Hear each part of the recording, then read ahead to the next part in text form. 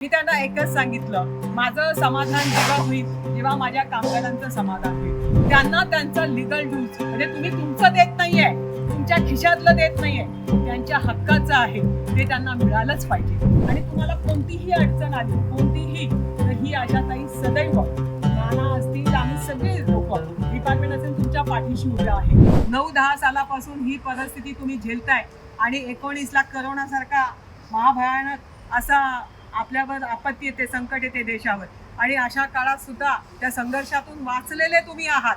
हा bonus life आहे तुमच्यासाठी, आमच्यासाठी, सगळ्यांसाठी, माझ्यासाठी सुद्धा आपल्याला हा बोनस लाईफ मिळालेला आहे. परंतु त्याच काळाच्या नंतर आपल्या ह्या कंपनीचे सर्व चौगुले साहेब आपल्यातून गेले. त्यांचा विधी सुद्धा तुमच्यासारख्या सगळ्या कामगारांनी इथे केला. त्यांचा विधी सुद्धा इथे या माझ्या कुटुंबातला प्रमुख गेला अशा भावनेतून तुम्ही कामगारांनी केला, त्याचा देखील आम्हाला अभिमान आहे. परंतु एवढं सगळं झाल्यानंतर सुद्धा कोर्टाकडनं किंवा जे न्यायालयाकडनं आपल्याला अपेक्षित होतं ते एवढ्या वर्षाचं फलित ते मिळायला पाहिजे होतं, त्या प्रमाणात तुम्हाला न्याय मिळाला नाही. ही तुमची मनातली भावना आजही तशीच आहे. परंतु त्यातूनही जे काही मिळायचं असेल ते आम्हाला मिळवून द्या असं सांगत गेल्या वर्षी तुम्ही माझ्याकडे आलात. तुम्ही कोर्टाच्या तुमच्या असणाऱ्या सगळ्या ऑर्डर्स, काय काय झालं, कसं झालं, लिक्विडेशनमध्ये कशी गेली, 40 कोटीलाच कशी ती संस्था एवढ्या कमी किमतीत जाते. आणि मग आपल्या सर्वांना आश्चर्याचा धक्का बसतो, माझ्यासारखीला तर नक्कीच बसतो. आणि मग आम्ही सगळ्यात पहिलं, कारण मी डिपार्टमेंटची मुलगी आहे, माझा पूर्णपणे विश्वास आहे डिपार्टमेंटवर. कारण जगाच्या पाठीवर कुठेही जा, डिपार्टमेंट असतं. शेवटी बाप हा बाप असतो. आणि म्हणून बापासारखी माया करणारा आणि बापासारखा धाक दाखवणारा कुठलाही प्रसंग आला तर डिपार्टमेंट जेव्हा पुढे येतं त्यावेळेला खऱ्या अर्थाने अन्याय होणाऱ्या अन्यायकारकावर न्याय करण्याची भूमिका जर त्या तिथल्या असणाऱ्या अधिकाऱ्याची असेल तर न्याय मिळाल्याशिवाय राहत नाही. पण पहिला दरवाजा आपण खटखटावला तो आपल्या असणाऱ्या पोलीस स्टेशन नारंगाव आणि तिथे असणाऱ्या शेला साहेबांना. त्या ठिकाणी तालुका अध्यक्ष असतील, माझे सगळे सहयोगी कार्यकर्ते असतील, आपण सगळ्यांनी त्यांच्याकडे मला तुम्ही दिलेला अर्ज घेऊन गेलो. त्यांनी सांगितलं, ताई काळजी करू नका, पण कुपोषणाऐवजी हा प्रश्न जर सोडवायचा प्रयत्न केला तर.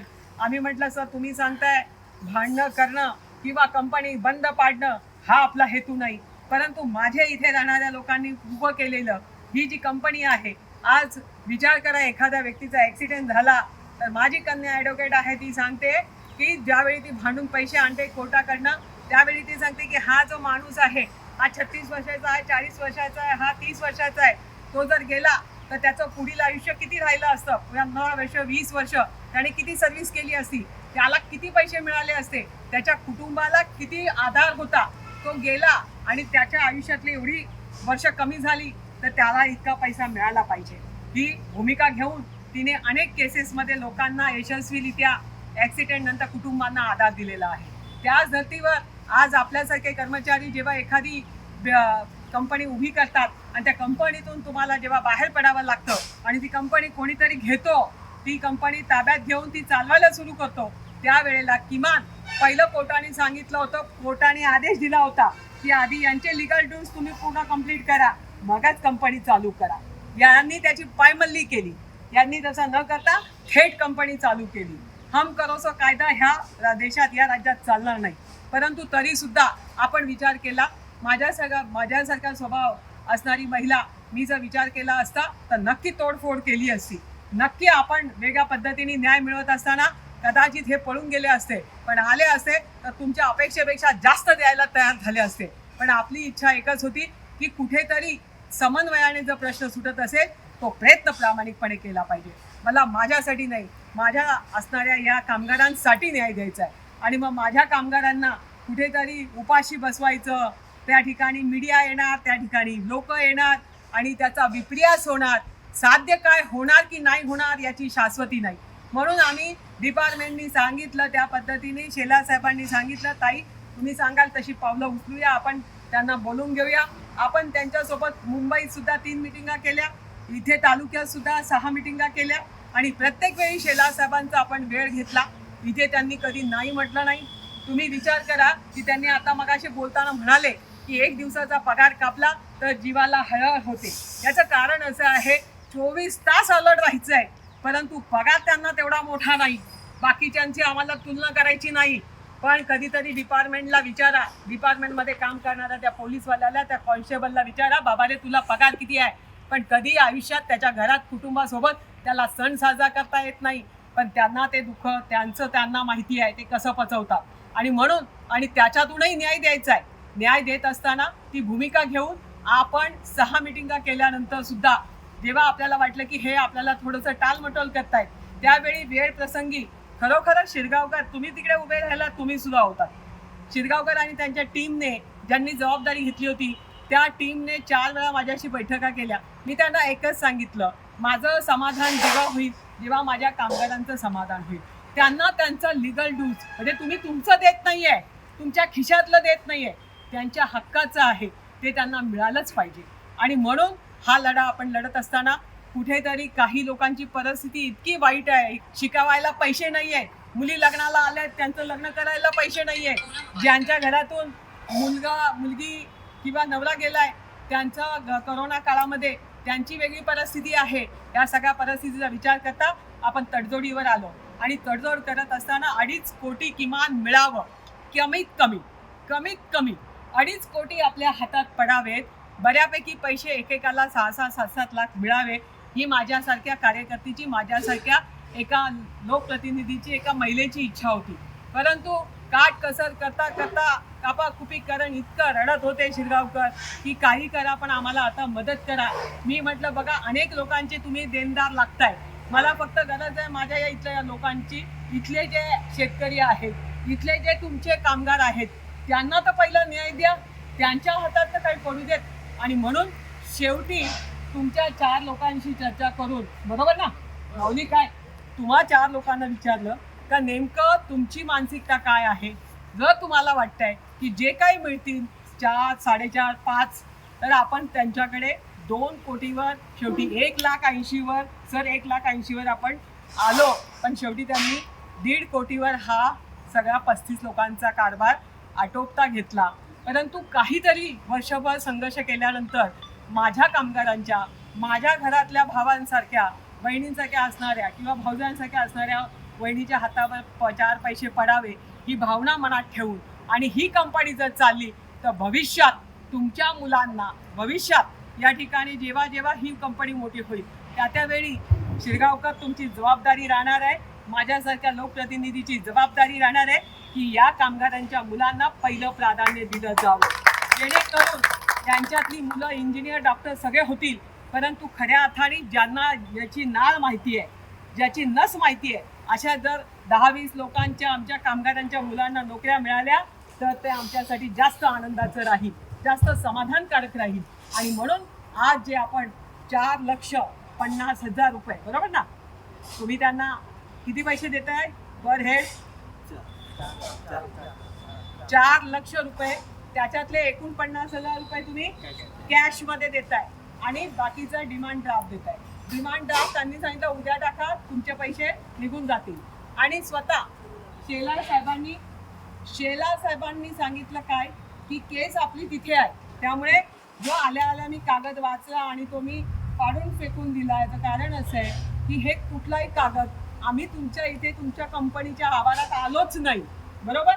मग आता सुद्धा जे काय आहे तुमचा व्यवहार आहे तुम्ही करा, पण जिथे पोलीस स्टेशनला बसून आपण इतक्या मिटिंगा केल्या, त्याच पोलीस स्टेशनला बसून असणारा आपला अर्ज जो आहे, त्या अर्जावर जे काही लिहिलेलं आहे, तुम्ही इथे किती लिहून घेतलं शेलार, त्याचा काही एक उपयोग नाही. कारण डिपार्टमेंटली तिथे जी ऑन कंप्लेंट आहे, तिथे जे रजिस्टर झालेलं आहे ते महत्त्वाचं आहे. आणि म्हणून ज्या काही समाधान झालेलं आहे, जे काही मान्य आहे, त्या गोष्टीला आम्ही बांधील आहोत. त्या ठिकाणी डिपार्टमेंट स्वतः बोलवून 4 त्यांची लोक जे प्रमुख होते आहे ते समजून घेतील. त्या ठिकाणी तुम्हाला मदत करण्याची आमची भावना आहे. नसती तर एवढ्या सहजतेने काहीच झालं नसतं. परंतु 8 लाखाचे आम्ही 4 लाखावर आलो नसतो. परंतु तरीसुद्धा ही कंपनी चालावी, ही चॅम्पियन इंडिया पुन्हा एकदा गाजावाजाने पुढे यावी, देशात जगात त्याचं परत नाव व्हावं, हीच आमची अपेक्षा आहे. आणि ही अपेक्षा पूर्ण करण्यासाठी ही आशा कटिबद्ध आहे आणि तुम्हाला साथ देईल. फक्त यांच्या डोळ्यातले अश्रू पुसल्याशिवाय माणसाला एखाद्या दुखी करून तुम्ही कधी सुखी होऊ शकत नाही, मी कधी सुखी होऊ शकत नाही. ही भावना जर डिपार्टमेंटच्या मनात असू शकते, शेलार साहेबांसारख्यांच्या मनात असू शकते, तर ही आपल्यासारख्यांच्या प्रत्येकाच्या मनात पाहिजे आणि आपण त्या पद्धतीने वाटचाल केली पाहिजे. या ठिकाणी आज तुम्हाला जे कॅश मिळालं आहे, जे उद्याच्या डिमांड ड्राफ्टच्या रूपाने तुम्हाला पैसे मिळणार आहेत, ते योग्य रीतीने तुम्ही मार्गी लावा, योग्य रीतीने त्याचा वापर करा. आणि तुम्हाला कोणतीही अडचण आली, कोणतीही, तर ही आशाताई सदैव, नाना असतील, आम्ही सगळे लोक, डिपार्टमेंट असेल, तुमच्या पाठीशी उभे आहे. पण लक्षात ठेवा की हा जो काही छोटासा विजय आहे, कारण पाठीमागे अजून एक कंपनी आहे. त्या कंपनीसुद्धा आपल्या मुलांना फार त्रास होत होता. ती कंपनीसुद्धा आपल्याकडे आली होती. त्यावेळेला सुद्धा या महाराष्ट्र राज्याच्या असणाऱ्या विधानसभेचे अध्यक्ष राहुलजी नार्वेकर यांनी मला फोन केला होता. मी सांगितलं, साहेब, तो मालक तुमच्या परिचयाचा असेल, तुमचा मित्र असेल, पण तो आहे बाहेरचा. इथे आपली मुलं आहेत, माझी मुलं आहेत. त्या मुलांना जो त्रास होतो आहे, तो जर त्याच्या सब ठेकेदाराने थांबवला तर आमचा काही इंटरेस्ट नाही. पण जर का तो थांबला नाही तर आम्ही कुणाचं ऐकणार देखील नाही. म्हणजे अशा पद्धतीने दुसऱ्या दिवसापासून कंप्लेंट येणं बंद झालं. मला काय करायचंय, मला काय त्यांचं चहा प्यायला जायचंय, पण माझ्या मुलांना योग्य रीतीने तुम्ही सांभाळलं. माझ्या शेतकऱ्यांना, कारण त्यांनी जमिनी दिल्या म्हणून तुम्ही इमारत उभी केली, म्हणून तुम्ही कंपनी उभी केली, नाहीतर तुम्ही कशी कंपनी उभी केली असती. आणि कवडी मोल भावाने आपण जमिनी घेतल्या त्यांच्याकडनं, गरजवंतांकडनं. आज एवढ्या मोठ्या कंपन्या उभ्या केल्या, त्याच्यातून तुम्ही देशावर राज्य करताय. आणि मग त्या कामगारांवर अन्याय नाही झाला पाहिजे, एवढी एक प्रामाणिक भूमिका आमची. त्यांना सुद्धा आता कुठल्याही प्रकारचा त्रास होत नाही, म्हणून आपणही त्या गोष्टीकडे, बरोबर ना, ती पण कंप्लेंट तुमच्याकडे लॉन्च केली. तसंच भविष्य काळात सुद्धा शेलार साहेबांसाठी शुभेच्छा एवढ्यासाठी की साहेब, अशा कामांमध्ये जे पुण्य तुम्हाला मिळणार आहे, जे पुण्य हे आहे, हे कधी वायाला जात नाही. हे आपल्या लेकरांना उद्याच्या भविष्यात तुम्हाला अशा ठिकाणी द्यावं की लोकांनी म्हणावं की हा तो साहेब आहे की ज्याच्यामुळे कधी यांची लेकरं सुद्धा म्हणते. हे आम्हाला न्याय मिळाला. पैसा सगळेच कमवतात, पैसा मोठी गोष्ट नाही, पण पैशापेक्षा समाजामध्ये असणारी पत मोठी आहे. आणि ती पत राखण्याचं काम, डिपार्टमेंटची पत राखण्याचं काम शेलार साहेब आपण केलं. आम्ही सगळेजण जे आक्रमकतेच्या भूमिकेत होतो, तुम्ही आम्हाला वेळोवेळी वेळ दिला नसता, एखाद्या वेळेस त्याचा आक्रोश झाला असता आणि त्याचा विपर्यास झाला असता, कदाचित वातावरण वेगळं झालं असतं. ज्याला कोणी नाही त्याला सारणारा अशी आम्ही भूमिका घेतो. या ठिकाणी पुन्हा एकदा शॅम्पेन कंपनीच्या असणाऱ्या करता धरता जो कोणी असेल, पडद्यामागे पडद्यापुढे, पण एक गोष्ट लक्षात ठेवा, मजूर कामगार हाच खरा बिंदू असतो. तो केंद्रबिंदू मानून तुम्ही काम केलात तर कंपनीला कधीही अडचण येणार नाही. भविष्यात तुम्हाला ज्या ज्यावेळी आमची गरज वाटेल, ज्या ज्या वेळा तुम्हाला गरज पडेल, त्या त्यावेळी आम्ही मोठ्या ताकदीने तुमच्या पाठीमागे उभे राहू. पण या लोकांना कायम स्मरणात ठेवा, एवढीच तुमच्याकडनं अपेक्षा करते. या ठिकाणी आम्ही तुमच्या प्रमायसेसमध्ये आलो. आमच्या कामगारांना आज जो दिलासा देण्याचं काम केलं आहे, तो दिलासा त्यांच्या जीवनामध्ये एक दिशा देण्याचं काम ठरो. आणि या ठिकाणी त्या ताई आल्या आहेत, त्यांच्या असणाऱ्या नवऱ्याच्या कामाच्या तारखांमध्ये बदल झाला आहे. थोडासा जर त्याच्यात आपण मदत त्याच्यात करावी, त्यांचा अधिकार त्यांना मिळवून द्यावा, म्हणजे आपण सगळ्यांना काही ना काही दिल्याचं समाधान लाभेल. या ठिकाणी आपण सर्वजण आलात. आज नानांनी ज्या वेळी तुम्हाला अडचण पडली, तर हा तालुका अध्यक्ष म्हणून भारतीय जनता पार्टीचा तालुका अध्यक्ष कसा असावा, कारखाना चालवणाऱ्या कारखान्याचा डायरेक्टर कसा असावा, सोसायटीचा चेअरमॅन म्हणून काम करणारा चेअरमॅन कसा असावा, या सगळ्या भूमिका बजावणाऱ्या संतोष नानांनी देखील आपली भूमिका आपल्या शेतकऱ्यांसोबत प्रामाणिकपणे पार पाडण्याची भूमिका घेतली.